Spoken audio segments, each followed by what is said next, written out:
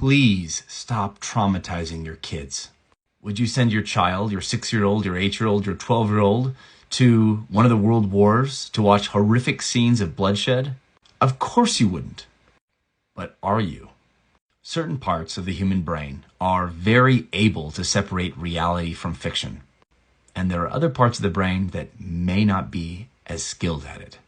Evidence for this is demonstrated when a person cries while watching a movie. If every part of their brain was completely convinced that the movie was fake, why would they be crying and reacting as if it was real?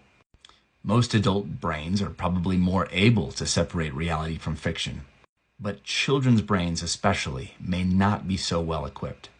Many parents place a phone or a computer in a child's hands with access to YouTube videos. And as a psychiatrist, I have children describe to me some of the things that they see on these YouTube videos. One child actually pulled out his phone and showed me, and I saw a video of a baby's face coming apart and turning into a giant killing machine. This child had depression, anxiety, and ADHD. We realized that there is no time in human history where kids have been able to be exposed to this kind of trauma for hours and hours and hours on end every single day. So we don't have data on what this is doing to kids.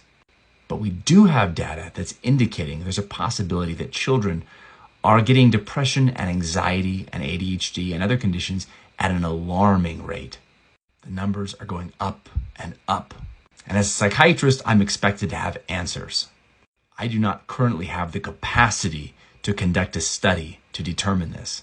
And so I can't for certain tell you that this is the answer, but I consider it a very viable theory.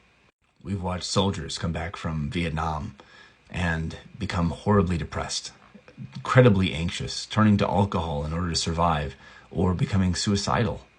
We're seeing kids today with similar symptoms. Is it because kids are spending hours every day reenacting scenes perhaps worse than those seen in Vietnam? Part of their brain knows that it's not real, but another part is unable to tell the difference.